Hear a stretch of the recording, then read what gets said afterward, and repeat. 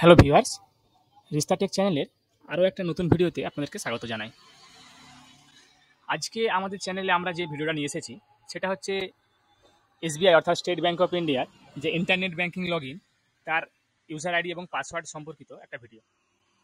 এই ভিডিওতে আপনারা দেখতে পাবেন এখানে যে আপনারা খুব সহজেই কীভাবে বাড়িতে বসে যদি আপনারা আপনাদের ইন্টারনেট ব্যাঙ্কিংয়ের যে ইউজার আইডি বা পাসওয়ার্ড যদি ভুলে যান তাহলে সেটা আপনারা কীভাবে খুব সহজেই আপনারা পাসওয়ার্ডগুলো চেঞ্জ করে নিতে পারবেন বা রিসেট করে নিতে পারবেন।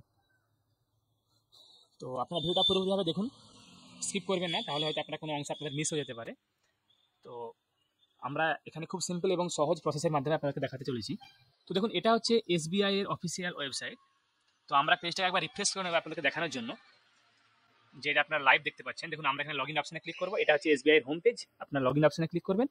লগ ইন অপশনে ক্লিক করার পর কন্টিনিউ টু লগ ইন অপশনে যাবেন। তারপরে দেখুন এখানে একটা অপশন পেয়ে যাবেন, ফরগেট ইউজার নেম বা লগ ইন পাসওয়ার্ড। এখানে ক্লিক করবেন। ক্লিক করার পর দেখুন এখানে আপনারা এখানে কিন্তু একসঙ্গে অনেকগুলো অপশন আপনারা এখানে পেয়ে যাবেন। তো আপনারা যদি লগ ইন পাসওয়ার্ড ফরগেট করতে চান তাহলে পাসওয়ার্ডে ক্লিক করবেন। যদি ইউজার নেম ভুলে যেয়ে থাকেন তাহলে ইউজার নেমে ক্লিক করবেন। এবং যদি আপনারা নতুন লগ ইন পাসওয়ার্ড সেট করতে চান ফরগেট না করে, তাহলে সেক্ষেত্রে কিন্তু আপনাদের ব্রাঞ্চের অ্যাপ্রুভাল লাগবে। এই অপশনটাই আপনাদের ব্রাঞ্চের অ্যাপ্রুভাল লাগবে। ব্রাঞ্চ অ্যাপ্রুভাল দিলে আপনারা ডিরেক্টলি পাসওয়ার্ড সেট করতে পারবেন, কোনো ওটিপি বা আপনাদের অথেন্টিকেশন ছাড়াই, যদি ব্রাঞ্চ আপনাদেরকে অ্যাপ্রুভাল দেয়।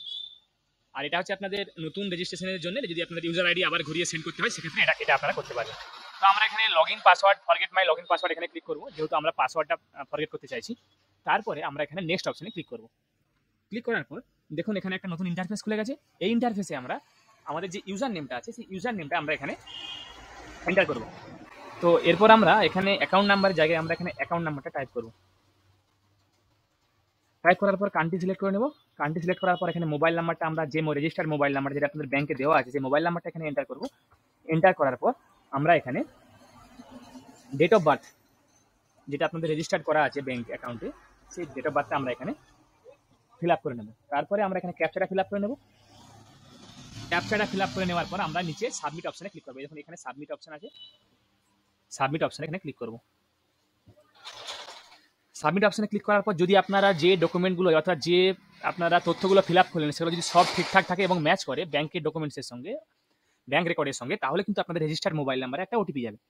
তো ওটিপিটা আমাদেরকে এখানে ফিল করতে হবে অর্থাৎ টাইপ করতে হবে। তারপর টাইপ করার পর আমরা এখানে কনফার্ম অপশনে ক্লিক করব।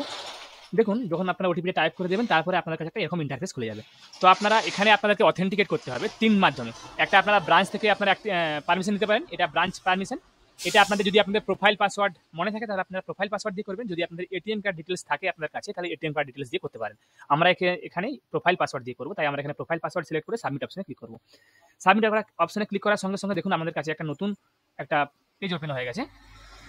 তো এখানে আমরা প্রোফাইল পাসওয়ার্ডটা এখানে এন্টার করবো।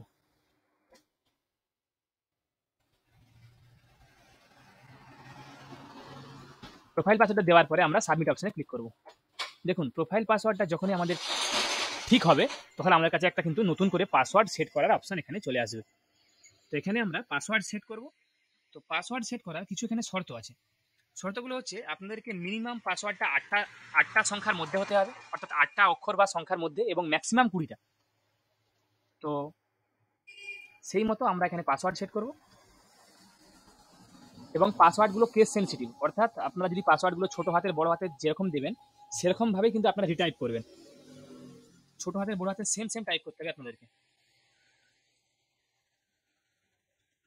তারপরে পাসওয়ার্ডগুলো টাইপ করে দেওয়ার পর আপনারা সাবমিট অপশনে ক্লিক করবেন। দেখুন আমাদের এখানে দেখাচ্ছে your log in password has been reset successfully, অর্থাৎ আমাদের পাসওয়ার্ডটা রিসেট করা হয়ে গেছে সাকসেসফুলভাবে। অর্থাৎ আপনারা যে পাসওয়ার্ডটা এখন সেট করলেন সেই পাসওয়ার্ডটা দিয়ে আপনারা রিলগ ইন করতে পারবেন আপনাদের ইন্টারনেট ব্যাংকিং। এবার যদি আপনারা আপনাদের ইউজার নেমও ভুলে গিয়ে থাকেন তাহলে সেম প্রসেসে কিন্তু আপনারা ইউজার নেমও চেঞ্জ করতে পারবেন, তবে সেখানে আপনারা রিকভার করতে পারবেন ইউজার নেমটা, তবে সেক্ষেত্রে আপনাদের সিআইএফ নম্বরটা লাগবে আপনাদের। আশা করি আপনাদেরকে ভিডিওটা ভালো লেগেছে। তো যারা যারা চ্যানেলটা এখনও সাবস্ক্রাইব করেননি তারা আমাদের নিত্য নতুন ভিডিও পেতে আমাদের চ্যানেলটাকে সাবস্ক্রাইব করুন। তার সঙ্গে সঙ্গে ভিডিওটাকে লাইক করুন, কমেন্ট করুন, শেয়ার করুন। আমি আপনার কাছে আবার কোনো নতুন টপিক, নতুন কন্টেন্ট, নতুন ভিডিও নিয়ে হাজির হব। ধন্যবাদ।